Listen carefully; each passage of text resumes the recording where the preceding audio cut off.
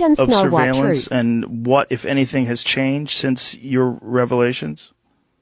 Yeah, I mean, the big thing that's changed since I was in 2013 is now it's mobile first everything.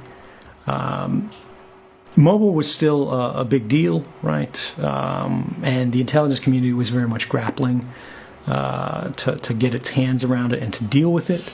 But now people are much less likely to use a laptop than use a desktop than use, any kind of wired phone than they are to use a smartphone. And both Apple and Android devices, unfortunately, are not especially good in protecting your privacy. Think right now. You got a smartphone, right? You might be listening to this on a train somewhere in traffic right now. Or you, Joe, right now. You got a phone somewhere in the room, right? The phone is turned off, or at least the screen is turned off. It's sitting there. It's powered on. And if somebody sends you a message, the screen blinks to life. How does that happen? Right?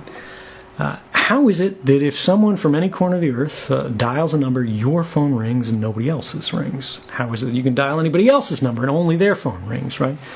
Every smartphone, every phone at all, is constantly connected to the nearest cellular tower. Every phone, even when the screen is off, you think it's doing nothing, you can't see it because radio frequency emissions are invisible. It's screaming in the air, saying, here I am, here I am. Here is my IMEI, I think it's Individual Manufacturer's Equipment Identity, and IMEI, Individual Manufacturer's Subscriber Identity. I could be wrong on the breakout there, but the acronyms are the IMEI and the IMSI, and you can search for these things. They're two globally unique identifiers that only exist anywhere in the world in one place, right? This makes your phone different than all the other phones. The IMEI is burned into the handset of your phone. No matter what SIM card you change to, it's always going to be the same, and it's always going to be telling the phone network it's this physical handset.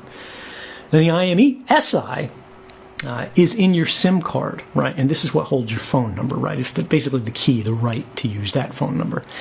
And so your phone is sitting there doing nothing, you think, but it's constantly shouting and saying, I'm here. Who is closest to me? That's a cell phone tower. And every cell phone tower with its big ears is listening for these little cries for help and going, all right, I see Joe Rogan's phone, right? I see Jamie's phone. I see all these phones that are here right now.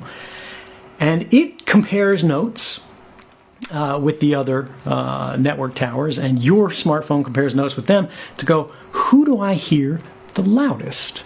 And who you hear the loudest is a proxy for proximity, for closeness, distance, right? They go, whoever I hear more loudly than anybody else, that's close to me. So you're going to be bound to this cell phone tower, and that cell phone tower is going to make a note, a permanent record, saying this phone handset with this phone number at this time was connected to me, right? And based on your phone handset and your phone number, they can get your identity, right? Because you pay for this stuff with your credit card and everything like that.